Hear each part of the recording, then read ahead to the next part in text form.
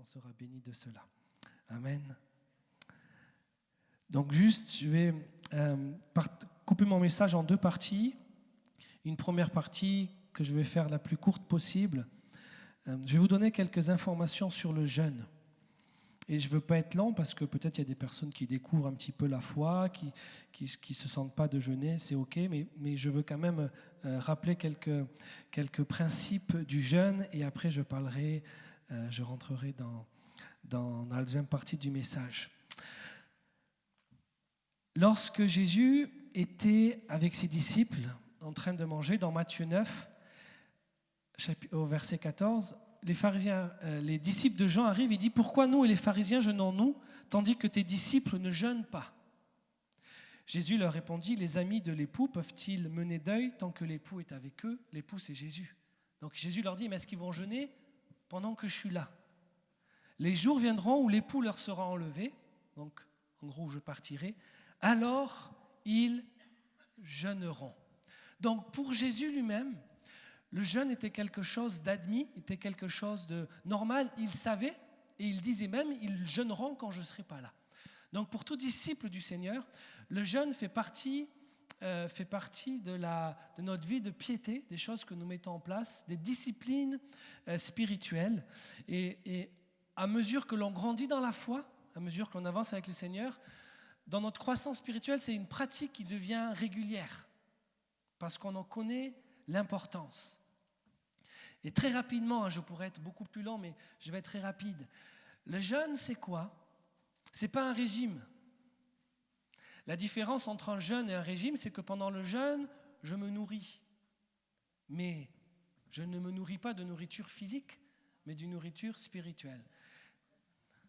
Jésus dit, l'homme ne vivra pas de pain seulement, mais de toute parole qui sort de la bouche de Dieu. Je vous rappelle que nous sommes corps, âme et esprit. Nous avons en nous une partie spirituelle qui est éternelle en fait. Mais son destin, son chemin sera déterminé par les choix que nous avons faits sur cette terre. Si nous avons choisi Jésus, nous irons avec lui pour l'éternité. Si nous n'avons pas voulu de lui, il ne s'imposera pas à nous pour l'éternité. Mais nous avons une partie spirituelle et cette partie spirituelle doit être nourrie. Et nous savons très bien que notre nature humaine nous pousse très souvent loin des choses de Dieu. On ne va pas naturellement être orienté vers les choses de Dieu. Et le temps de jeûne, c'est justement un temps où je vais mettre à part mes besoins charnels, mon besoin charnel, un besoin très important, vital, celui de manger, au profit de la partie spirituelle qui est en moi. Je fais taire mon besoin vital charnel parce que j'ai quelque chose qui est plus important pour moi, ma relation avec Dieu. Parce que c'est ça en fait. Quand Jésus dit, tant que je suis avec eux, ils n'ont pas besoin de jeûner, ça veut dire que je suis là. Donc le jeûne, c'est quand Jésus n'est pas là. Le jeûne, c'est pour dire, Jésus, tu me manques.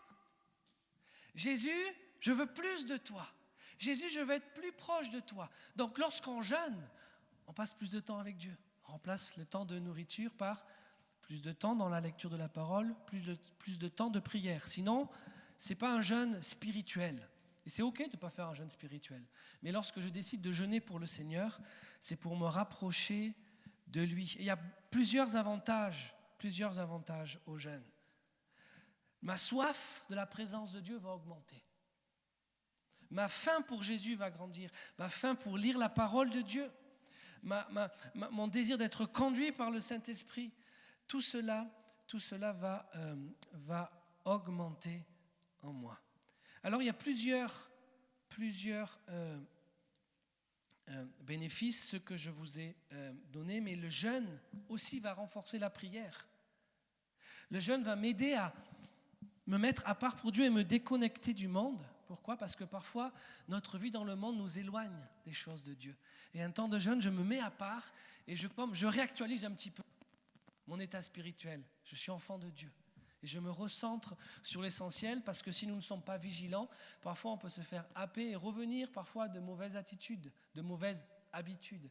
Et des temps de jeûne comme ça, notamment en église, ça nous permet de réactualiser un petit peu, de faire appui sur le bouton reset. Ok, je me rappelle l'essentiel. Le jeûne, c'est une expression d'humilité.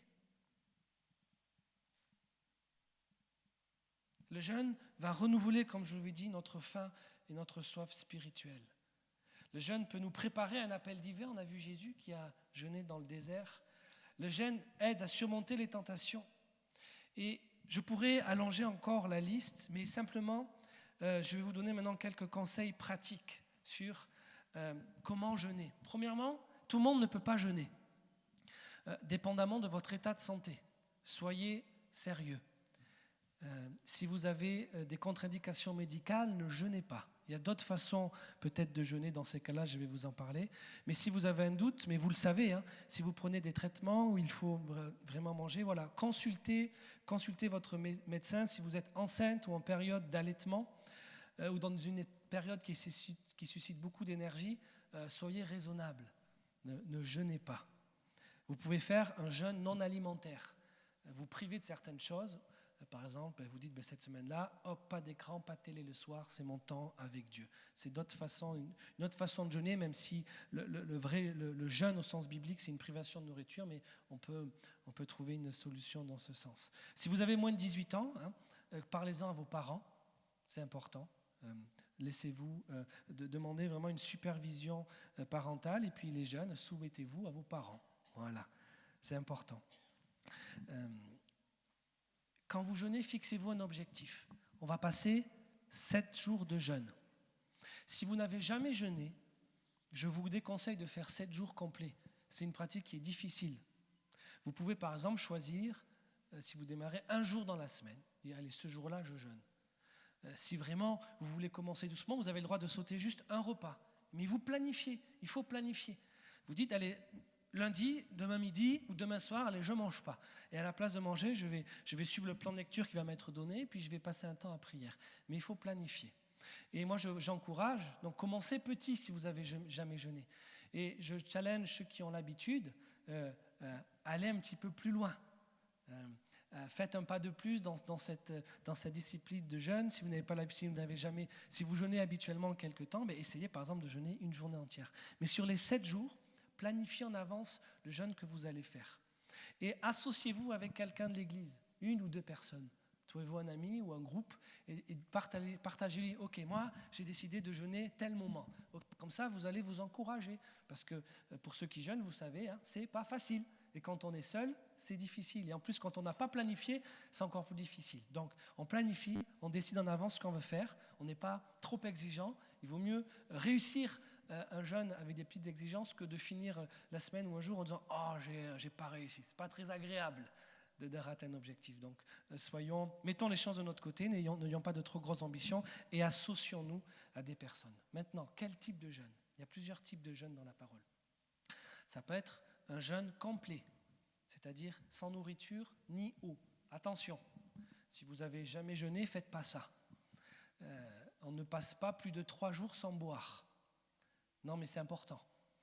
Et c'est ce genre de jeûne-là, sans nourriture et sans eau, je pense qu'il faut vraiment avoir une conduite spécifique du Seigneur. Sinon, vous pouvez jeûner complètement, un jeûne complet sans nourriture, simplement de l'eau. Voilà. Vous pouvez jeûner du café aussi, du sucre. Il y a un jeûne, le jeûne de Daniel. Daniel a jeûné, il mangeait que des légumes. Ah, ça c'est dur. Je crois que Jean-Hervé préfère jeûner complètement que faire un jeûne de légumes. Donc vous pouvez décider de votre type de jeûne, d'accord ? Soit un total, mais bon, sur 7 jours, on ne va ne pas boire pendant 7 jours. Ça peut être un jeûne, je m'abstiens de nourriture à tel repas, ou je mange que des légumes par exemple. Mais l'objectif du jeûne quand même, c'est d'une privation. Donc si je dis je vais manger que des légumes et que je remplis mon estomac jusqu'à déborder, ça s'appelle de la triche.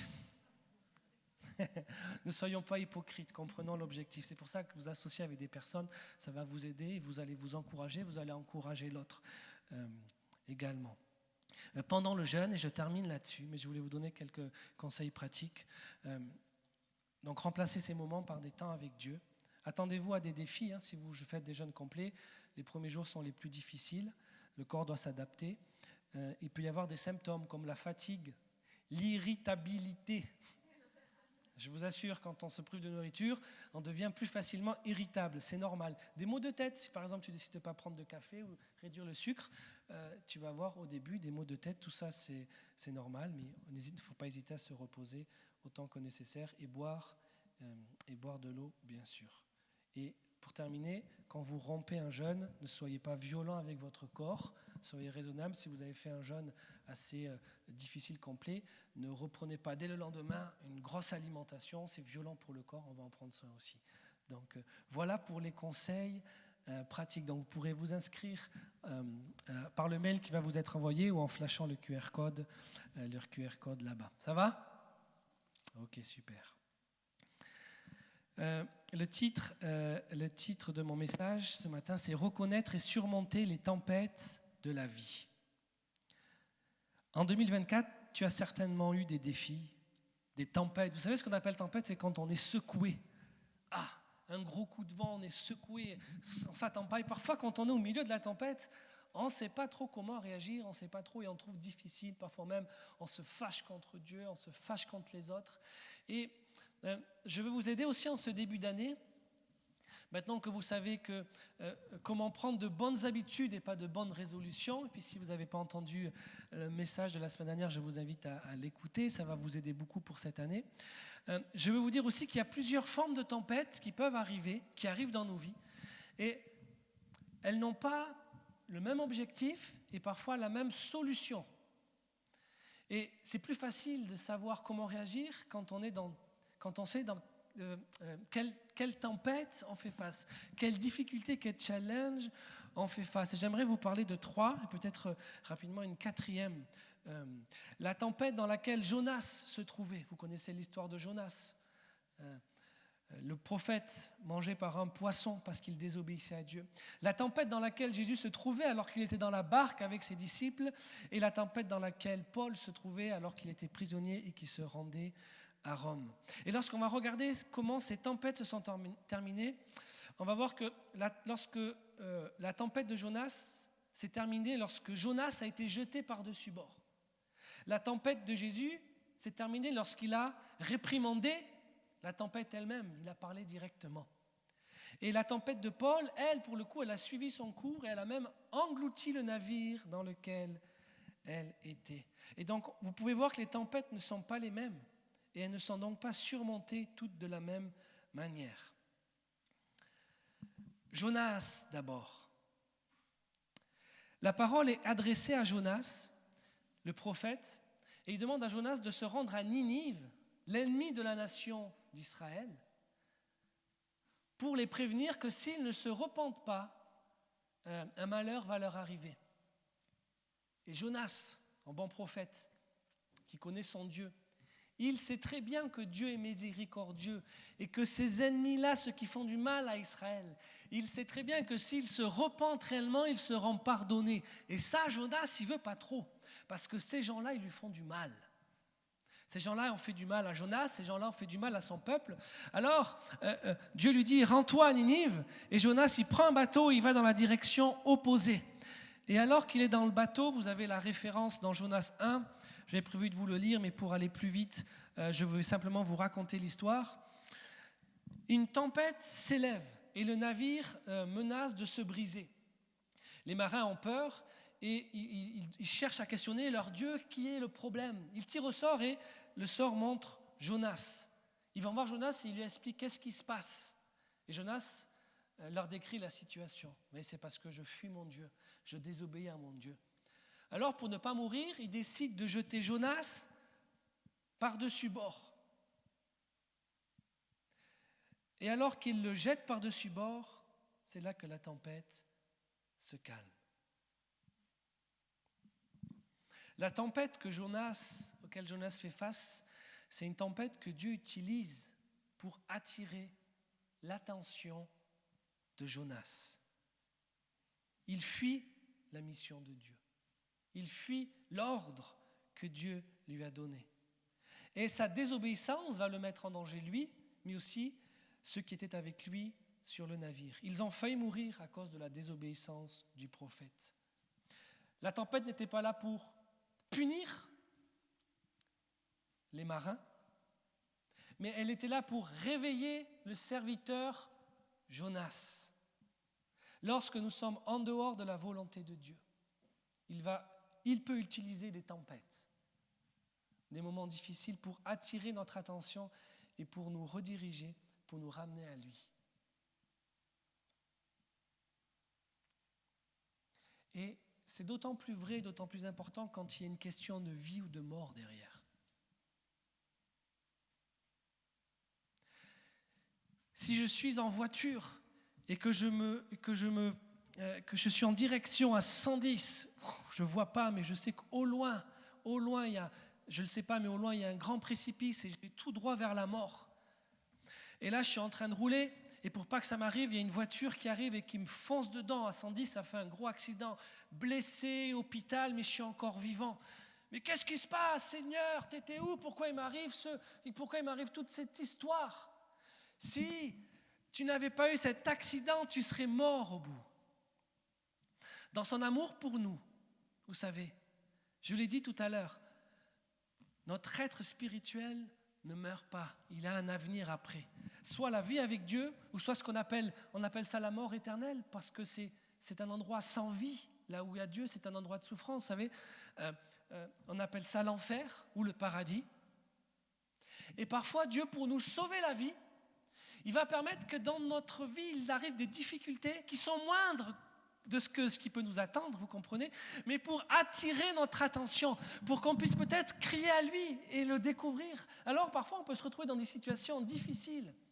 Oh non, Dieu c'était loin avant, Dieu c'était pour les faibles. Et là, ça devient tellement dur, j'ai tellement plus d'autres solutions que la seule solution qui me reste, parce que je suis au fond du trou, c'est de lever la tête et de dire, bon, mais Dieu, si tu existes, fais quelque chose. Et là, je découvre Dieu dans ma vie. Je découvre Dieu agissant, je découvre que Dieu m'aime, je découvre que Dieu agit, qu'il vient solutionner mes problèmes, et j'ai rencontré Dieu. J'ai rencontré mon Sauveur et je suis sauvé. Parfois, les tempêtes sont là pour attirer notre attention. Parfois, les tempêtes sont là pour nous discipliner, pas pour nous punir. Oh, Dieu n'est pas un père fouettard qui vient nous punir. Mes amis, non. Dieu ne punit pas ses enfants. Dieu discipline ses enfants. Ce n'est pas la même chose. La discipline, c'est quelque chose de temporaire. C'est pour lorsque l'on discipline nos enfants, c'est pour leur bien. C'est parce qu'on les aime. La discipline est liée à l'amour. Lorsque Dieu nous discipline, c'est parce qu'il veut nous remettre sur un chemin. S'il se moquait de nos vies, si nous n'avions pas d'importance pour lui, il ne prendrait pas la peine de nous réorienter. Parfois, certaines de nos tempêtes, des difficultés que nous vivons, ne sont pas la faute de Dieu, mais sont les conséquences des positionnements que nous avons pris dans nos vies, sont la conséquence d'actions que nous avons menées, sont la conséquence peut-être d'une rébellion envers Dieu. Dieu ne nous punit pas, puisque sa punition est reposée sur la croix. Jésus a pris notre punition sur la croix. Maintenant, en tant que Père aimant, il nous discipline pour nous conduire à la repentance. C'est ça qui est arrivé à Jonas. C.S. Lewis écrit dans son livre « Le problème de la souffrance », Dieu nous parle dans nos plaisirs, nous parle dans notre conscience, mais il crie dans nos douleurs. C'est son mégaphone pour éveiller un monde sourd. Que fais-tu, Jonas? Il y a des vies en jeu là-bas à Ninive. Je ne t'ai pas demandé d'être d'accord avec moi. Regarde mon cœur. Ok, ils font du mal, mais moi j'ai un cœur miséricordieux, j'ai un cœur aimant. S'ils reviennent, je vais les pardonner, mais je veux leur laisser une chance. Va leur parler. C'est le cœur du Père qui s'exprime. Donc Dieu peut utiliser des tempêtes pour attirer notre attention. Et comment elles s'arrêtent? Lorsque on jette Jonas par-dessus bord. Lorsque je reviens de ma rébellion, lorsque je reviens de ma désobéissance, alors ce genre de tempête-là s'arrête. Peut-être ce que tu dois jeter par-dessus bord, c'est un péché. Peut-être que ce que tu dois jeter par-dessus bord, c'est une décision que tu as prise, tu sais qu'elle n'est pas bonne. Et tu vis une tempête. Et pour t'en sortir, tu dois t'en débarrasser. Ça peut être une mauvaise habitude, ça peut être une obsession. Mais nous devons jouer notre rôle et jeter ce qui peut représenter ce Jonas, cet acte de désobéissance, de rébellion. C'est le premier type de tempête. Le deuxième, c'est celui que les disciples ont vécu dans la barque avec Jésus. Il n'y a que 4 versets, nous allons le lire, c'est dans Matthieu 8. Il monta dans la barque et ses disciples le suivirent. Alors il s'éleva sur la mer une si forte tempête que la barque était couverte par les vagues. Et lui, il dormait. Les disciples s'approchèrent de lui et le réveillèrent en disant « Seigneur, sauve-nous, nous périssons !» Et il leur dit « Pourquoi avez-vous peur, gens de peu de foi ?» Alors il se leva, menaça les vents et la mer, et un grand calme se fit. Plein d'admiration, ces hommes se disaient « Qui est celui-ci ?» Car même les vents et la mer lui obéissent. Je ne peux jamais m'empêcher de penser à Marc l'Expérience. Et il y en a qui y ont pensé, vous vous rappelez ? Ils ont attendu le dernier moment pour réveiller Jésus. Parce que tu ne réveilles pas Jésus comme ça. C'est quelqu'un... Donc, ils ont commencé par certainement écoper l'eau qui rentrait dans le bateau. Et puis, quand ils voyaient qu'il n'y avait plus d'autre solution, c'est là qu'ils sont venus crier à Jésus « Mais tu dors, regarde, on est en train de mourir !» Deuxième sorte de tempête que nous pouvons vivre. Une tempête différente de celle de Jonas. Car cette fois-ci, aucun disciple n'a été jeté par-dessus bord pour la calmer. Dieu merci. Et Jésus se trouvait dans la tempête avec eux, pendant qu'ils étaient dans le bateau. Et c'était une tempête qui était liée à une opposition spirituelle, parce que Jésus allait se rendre sur une terre dans laquelle il allait opérer des délivrances. Libérer quelqu'un opprimé par des esprits mauvais. Et les disciples avaient peur. Pourquoi avaient-ils peur ? Parce qu'ils étaient face à une situation qui dépassait leur contrôle. Et on peut se retrouver dans les tempêtes. On se dit, mais Seigneur, je ne sais pas comment je vais m'en sortir. Je n'ai pas les outils. Le seau qui me sert à écoper ne me permet pas d'enlever assez d'eau. Je suis en train de couler. Toutes mes ressources ne suffisent pas. Je coule. Et ils ont eu peur. Parce qu'ils se sont rendus compte qu'ils n'étaient pas capables. Et Jésus leur donne une leçon. Je suis dans la barque avec toi. Moi, je maîtrise la situation. Et leur fille se reproche, genre de peu de foi. Il faut, dans ce genre de tempête, avoir la foi et la confiance en Dieu. Et je peux ajouter qu'il faut une grande paix pour dormir dans la tempête.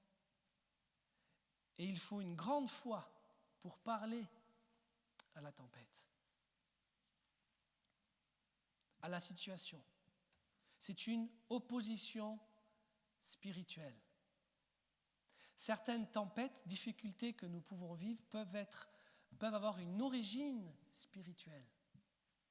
Les armes pour combattre, pour surmonter ces tempêtes sont donc spirituelles. Jésus dit, la foi, tu as autorité. Si tu te laisses balloter, si tu laisses cette tempête te diriger, tu vas couler.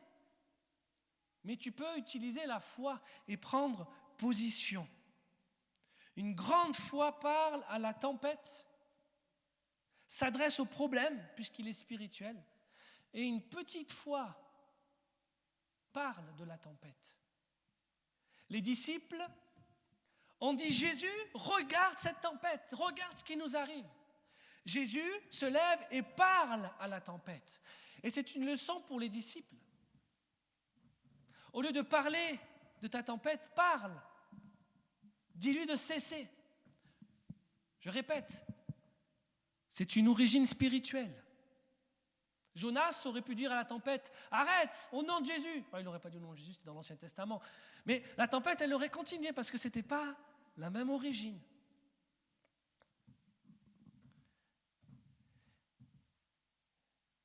Une grande foi dit au problème combien Dieu est grand. La tempête là, tu vas te calmer au nom de Jésus parce que mon Dieu est grand. L'oppression spirituelle dans ma famille, la division dans ma famille, je vois mes enfants, je vois mes frères et sœurs, tu vois tes cousins, oh là là, divisés. Ça c'est pas l'œuvre de Dieu. Tu sais que c'est l'ennemi qui vient pour diviser. Tu peux prier. Tu arrêtes de diviser ma famille. Tu arrêtes de me poser des problèmes dans mon travail. Et des fois, ce qu'on fait, c'est on va parler de tous les gros problèmes que j'ai. Alors, on a le droit de parler de nos soucis. C'est OK d'échanger avec des frères et sœurs. Mais voyons notre positionnement spirituel. Est-ce que je suis en train d'en parler pour échanger, pour commencer à prier, ou est-ce que je suis en train d'en parler parce que ma foi n'est pas assez grande et je ne comprends pas que c'est quelque chose de spirituel? Non, une petite foi, une grande foi, va dire au problème combien Dieu est grand, mais une petite foi dit à Dieu, regarde combien ce problème est grand. C'est ce qu'ont fait les disciples. Et quel que soit le niveau de foi dans lequel tu es, je veux t'encourager. Parce que tu peux apprendre à grandir dans la foi. Mais en ultime recours, tu peux quand même aller crier vers Jésus. Jésus, réveille-toi, aide-moi. Et il va t'aider. Il ne va pas te dire, allez, tant pis pour toi, tu n'as pas réussi à parler avec foi. Non, il est là pour t'aider. Mais ça va te faire grandir. Parce que c'était un combat spirituel. En 2025, tu vas peut-être expérimenter une tempête liée à une opposition spirituelle. Pose-toi la question, quelle est l'origine de cette tempête? Et si tu ne sais pas te positionner, va voir quelqu'un qui a un peu plus d'expérience que toi dans la foi. Il va pouvoir t'aider et t'accompagner. Mais tu vas découvrir combien ton Jésus est grand. Et tu vas découvrir combien il t'a donné l'autorité de prendre position et d'être vainqueur sur ce genre de tempête. N'est-ce pas merveilleux, mes amis? On doit trouver du courage pour réveiller notre vie de prière dans ces moments-là. Trouver courage pour aller au pied de Jésus, proclamer la parole. Ce qui a calmé la tempête, c'est la parole de Jésus. Donc on se saisit de la parole de Dieu, des promesses qu'il y a, et on la proclame. Et parfois, je n'arrive pas à faire face à ce genre de tempête parce que je suis dans la peur. Et la peur va venir nous figer, nous lier, nous ligoter. Et c'est à ce moment-là qu'il faut parler à son âme. Mon âme n'aie pas peur. David savait très bien faire ça dans le psaume 103. Il dit, mon âme bénit l'Éternel. Et toi à l'intérieur là, bénis, t'as pas envie, fais-le, je te l'ordonne. Dans la grammaire du texte, dans le ton employé, c'est une injonction, fais-le. Que tout en moi bénisse son saint nom. Quand je suis dans la louange, j'ai pas envie, ça c'est normal, la chair des fois elle veut pas. Mon âme bénit l'Éternel. Que tout en moi loue son saint nom. Mon âme bénit l'Éternel et n'oublie aucun de ses bienfaits. Dans le psaume 42, il dit, pourquoi t'as battu mon âme et pourquoi gémis-tu sur moi? Des fois, on est face à une situation, oh Seigneur, j'y arrive pas. Et puis on se rabat et on se renferme. S'abattre, c'est vraiment se courber, s'accroupir, s'incliner, être abattu, courbé. Des fois, on est comme ça devant une situation. Oh Seigneur, j'arrive pas. Et puis on commence à gémir, on commence à murmurer, on commence à grogner contre les hommes parce que c'est peut-être à cause de telle personne. Puis peut-être après contre Dieu parce que pourquoi il me permet? Non, David dit, pourquoi t'as battu mon âme? Lève-toi. Arrête de gémir, arrête de murmurer. Lève-toi. Combat. Ne te laisse pas abattre. Attends-toi à Dieu, car je le célébrerai encore pour son salut. Lorsque l'on se sent accablé, on peut trouver la paix dans notre esprit, parce que Dieu est là, avec toi dans la barque. Il est vrai, C'est pour ça que j'ai toujours trouvé cette parole dure de Jésus quand même, aux disciples. Mais pourquoi avez-vous eu si peu de foi? Ils étaient quand même en formation. Et vu leur réaction, ils ne savaient même pas que Jésus était capable de faire ça encore. Mais qui est cet homme? Alors peut-être aurait-il dû le savoir. Mais ça leur a permis de grandir. Parce qu'ils ont connu qui était Dieu. Maintenant, ils savent que dans la tempête, Jésus est là avec eux. C'est vrai que si tu ne connais pas Dieu, si tu ne connais pas son amour pour toi, si tu ne connais pas sa puissance, quand tu es dans des difficultés, tu vas peut-être douter, tu vas peut-être avoir peur. Mais si tu as compris qu'il t'aime plus que tout jusqu'à donner sa vie pour toi, qu'il veut ta réussite plus que tout, qu'il t'aime d'un amour que tu ne pourras jamais comprendre pleinement, quand tu es dans une situation difficile, Jésus est là. Je connais mon Dieu. Je sais qu'il est là. C'est pour ça que l'apôtre Paul, et je vous cite souvent ce verset, disait « Je prie que vous puissiez croître dans la connaissance de qui est Dieu. » Notre vie change à mesure que notre connaissance de Dieu grandit. C'est tellement vrai. Et nous pouvons parler et réprimander le diable lié lorsqu'il nous attaque à travers de ces tempêtes. Donc je répète, lorsque la tempête est causée par la désobéissance ou le péché, nous devons nous débarrasser de cela. Jeter Jonas. Lorsque la tempête est causée par l'ennemi, nous devons soit parler à la tempête par la foi, ou réveiller le Seigneur, entrer dans sa présence, et il va nous aider. Et la dernière, une autre type de tempête à laquelle on n'est pas habitué. Qui fait moins plaisir à entendre, parce que dans la première c'est facile, on se débarrasse de quelque chose, dans la deuxième c'est facile, soit on appelle Jésus à l'aide, soit on saisit l'autorité que Dieu nous a donnée. Mais dans ce type de tempête-là, c'est souvent qu'il y a beaucoup de chrétiens qui restent bloqués. Paul, l'apôtre Paul, qui est fait prisonnier, on est plus à la fin de son ministère qu'au début, et il va vers Rome. Et c'est un temps où la navigation était dangereuse, et Paul donne un avertissement. Et il dit qu'il voit que la navigation ne va pas se faire sans péril et sans beaucoup de dommages. Donc il conseille peut-être de s'arrêter, mais le responsable préfère écouter, on le comprend, à sa place, parce qu'il n'était peut-être pas dans la foi. Il préfère écouter les marins et le capitaine plutôt que Paul. Et arrive ce qui devait arriver. La tempête se lève. Vous trouvez cette histoire dans Acte 27.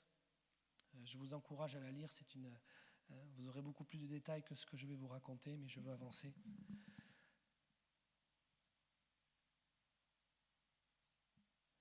Le bateau se coince dans un banc de sable et la tempête détruit complètement le bateau. Ils ont commencé par jeter tous les vivres et ça devient impossible. Et là, la tempête écrase carrément le bateau et ils se retrouvent tous à l'eau, à devoir nager pour se rendre sur une île, afin de ne pas mourir noyé dans la tempête. Et je peux vous dire que si la tempête, elle a fait que le bateau s'éclate, c'est que l'eau, ça ne devait pas être tout calme. Donc quand ils se sont retrouvés dans l'eau, ça ne devait pas être la joie. Leur seule façon de survivre, Acte 27, vous lirez le texte, c'était de trouver de quoi s'accrocher, des morceaux de bois pour ne pas couler. Et là, tu es l'apôtre Paul, qui est quand même un grand dans le royaume de Dieu. Et là, tu te dis, bon, l'apôtre Paul, c'est pas comme Jonas, il n'a pas fui, il est plein dans la mission, parce que Jésus voulait qu'il ait un témoignage fort auprès des autorités romaines. Ok, c'est pas un péché, ok. Et là, on ne voit pas Paul dire, oh, la tempête, au nom de Jésus, tais-toi. Non, c'est pas ça. Là, c'est pas forcément quelque chose de spirituel. Et des fois, on est comme Paul, on se trouve dans des situations difficiles, on dit « Oh, mais Seigneur, non, je peux arrêter la tempête. » Puis tu regardes ta vie, tu examines, et puis « Non, franchement, Seigneur, je fais de mon mieux, je suis en règle avec toi, je ne comprends pas. » Et c'est dans ces moments-là de tempête où on dit « Mais Seigneur, regarde comment je galère.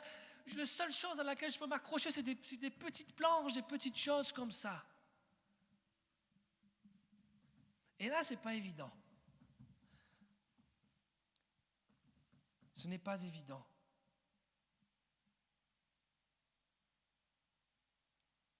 Cette tempête-là aurait pu être évitée s'ils avaient suivi les conseils de Paul. Mais dans sa grâce, Dieu avait prévenu Paul qu'il garderait l'équipage. Il était prisonnier, Paul. Il ne pouvait pas échapper à cette tempête. Là, il était en mode survie. Et pourtant, Dieu était avec lui. Ah, c'est une autre sorte de tempête. Moi, je n'aime pas ça là. Je préfère quand il faut juste débarrasser quelque chose de sa vie, puis ça se termine. Je préfère quand le Seigneur, il arrête tout par sa parole. Mais là, c'était en mode survie. C'était dur. Et pourtant, Jésus était quand même avec lui. Vrai ou pas vrai? Il a gardé tout l'équipage, mes amis, c'est un miracle. C'est un miracle ce qui s'est passé. Et parfois, on peut traverser une période difficile. Et chaque jour est un vrai défi. Chaque jour, c'est comme un moment de survie. Mais là, il faut tenir bon, s'accrocher aux petits morceaux d'espoir, comme les marins, comme Paul, qui devaient s'accrocher à ces morceaux de bateau, cassés en 1000 morceaux, peut-être des tonneaux. Ils avaient certainement dû tout jeter. Mais tout ce dans quoi Dieu est impliqué ne donnera pas toujours un miracle. Je répète. Tout ce dans quoi Dieu est impliqué ne donnera pas toujours un miracle, en tout cas dans le sens où nous on l'entend. Bien sûr, je crois comment Dieu fait des miracles. J'y aspire. Je prie pour ça. Mais si on reste bloqué là-dedans, ce genre de tempête, ça va être difficile pour nous de les traverser. Parfois, on doit apprendre à nager. Pour ça, j'aime pas ce genre de tempête. Le mode survie, là, la Bible dit qu'il y a un temps pour tout, heureusement. Mais apprendre à remercier Dieu pour sa provision, pour ce qu'il nous donne dans notre quotidien, pour ce petit espoir sur lequel je peux m'accrocher. La provision de Dieu, ce n'est pas forcément toujours dans l'abondance, mes amis, mais dans nos nécessités, comme Paul. Le seul moyen de traverser la tempête, pour Paul, c'était de nager. Si passer par la persécution, à cause de notre foi, nous enseigne à souffrir pour Jésus, traverser les tempêtes de la vie avec foi, nous enseigne à survivre et à endurer et à augmenter notre foi. La tempête a suivi son cours, il n'y a pas eu d'intervention surnaturelle qui arrêta la tempête ou qui préserva le navire. Pourtant, Paul n'a pas perdu la foi. Pourtant, Paul n'a pas dit « Où t'es, Seigneur ?» Et parfois, mes amis, il faut la même quantité de foi pour nager que pour faire taire la tempête. Mais c'est important de savoir parce que je ne te le souhaite pas, je ne me le souhaite pas. Moi, je souhaite que 2025 soit merveilleux pour tout le monde. Mais bon, je serai un petit peu rêveur. Vous me le direz, vous auriez raison. Mais quand j'ai conscience que ce genre de tempête peut arriver, ok, déjà j'essaie de mettre ma vie en règle avec le Seigneur. Je suis comment avec toi, Seigneur, là? Parce que peut-être que j'ai un Jonas à jeter. Bon. Ok, là, Seigneur, je t'ai demandé pardon, j'ai mis en règle et tout, ok. Heureusement qu'il y a personne qui s'appelle Jonas ici. Ok, peut-être c'est une opposition spirituelle. Là, j'ai discuté avec des frères et sœurs. Ok, donc je vais rentrer dans le combat spirituel, dans des prières, dans la louange. Ok. Et là, tout ça, tu fais tout ça, ça marche pas, ça marche pas. Sois pas abattu. Tu es en train d'apprendre à nager. Dieu est là. Et plutôt que de t'attendre à voir des grands trucs, regarde toutes les petites choses qu'il va mettre sur ton chemin. Ces petits espoirs. Mais Dieu est là. Dieu est là avec toi. La foi, ce n'est pas seulement quelque chose qui vous donne un miracle surnaturel. Elle vous donne aussi la force de tenir bon. Il y a un temps pour tout. Et c'est au moins sur cette parole que l'on peut s'accrocher. Je sais que cette tempête-là ne dure pas. Et pendant cette semaine de jeûne, on passera un temps dans la suite de ce passage pour comprendre et d'avoir un enseignement sur comment garder mon feu pour Dieu. comment garder mon feu pour Dieu, comment protéger ce zèle pour le Seigneur qui parfois peut être étouffé par la vie. Je vais inviter le groupe de louanges à me rejoindre, on va chanter un dernier chant. Mais j'aimerais juste 2 minutes vous parler d'une dernière tempête que vous connaissez tous aussi. Noé et le déluge. Ça, c'est une autre sorte de tempête, parce qu'elle a une implication, vous pouvez venir. Je vais faire un parallèle spirituel. Tous ceux qui étaient dans la barque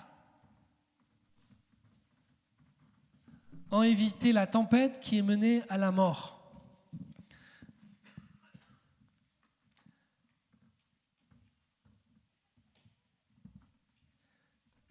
Tous ceux qui étaient dans la barque, c'est ceux qui avaient accepté d'obéir à Jésus. Et j'aimerais te laisser une opportunité, parce que tu peux la saisir quand tu veux, mais au moins ce matin. Est-ce que tu es dans le bon bateau? Parce que cette image du bateau de Noé, qui sauve sa famille, qui sauve les animaux, on peut la prendre comme une image spirituelle du bateau qui va sauver ton âme. Et j'aimerais que tu puisses te poser la question, est-ce que je suis dans le bon bateau? Est-ce que je suis vraiment avec Jésus? Parce que pour 2025, la première chose que je te souhaite, c'est d'être auprès du Seigneur. Parce que tout ce qu'on vient de voir là, c'était pour les disciples, c'est pour ceux qui sont avec Jésus. Et il y en a beaucoup, pendant que Moïse construisait le bateau, qui le voyait construire, qui se moquaient. Tu fais n'importe quoi, mais non. Tu attends une tempête, mais non. Mais un jour, la tempête arrive. Un jour, mes amis, nous quitterons cette terre. Et l'issue dépendra de ta décision ici-bas. Est-ce que tu es monté dans le bateau ou est-ce que tu l'as regardé partir? Et je ne sais pas si vraiment tu as conscience de t'être engagé. Si tu as fait ce choix-là de dire « Jésus, viens dans ma vie. Je veux monter avec toi dans le bateau. » Ou plutôt « Toi, monte avec moi dans ma vie. Conduis ma vie. » C'est la première chose et c'est la plus belle chose que tu puisses faire. Et je vais te dire, lorsque quelqu'un fait ça, il y a la joie dans le ciel. Alors, je voudrais qu'on puisse se lever ensemble. On va incliner nos têtes, peut-être fermer nos yeux. Par respect, on va vraiment fermer nos yeux. Et je vais faire cet appel. Si aujourd'hui, tu veux laisser, on fera les offrandes après, si tu veux aujourd'hui laisser Dieu entrer dans ta vie, ou si tu veux, peu importe le sens que l'on donne à l'image, si tu veux toi entrer dans la barque, entrer avec le Seigneur dans ta vie. Peut-être que tu es un sympathisant, peut-être que tu adhères aux choses de la foi, peut-être que tu adhères aux valeurs. Mais est-ce que tu as dit à Jésus, oui, je veux maintenant. Là, c'est plus une adhérence intellectuelle. Avec mon cœur, je veux marcher avec toi. Je veux que tu marches avec moi. Si tu as envie de faire ça vraiment, tu n'as jamais fait ça, alors que les yeux sont fermés, les têtes sont baissées, lève simplement la main, que je puisse prier pour toi ce matin. Lève simplement la main. Je vois les mains qui se lèvent. Je vois les mains qui se lèvent. Je vois les mains qui se lèvent. Ce que tu fais ce matin-là, de dire à Dieu en début d'année 2025, viens dans ma vie, c'est la plus grande et plus importante décision que tu puisses faire. Et mon cœur est ému, et mon cœur est dans la joie, parce que je sais que ça change tout d'avoir Jésus dans sa vie. Ça change tout d'avoir le roi des rois dans sa vie. Seigneur, je te prie pour ces personnes qui ont levé la main. Tu vois leur cœur, tu vois leur désir. Ils te disent ce matin, Seigneur, je veux monter avec toi pour 2025 et pour le reste de ma vie. Alors, ce que tu vas faire, je vais faire cette prière.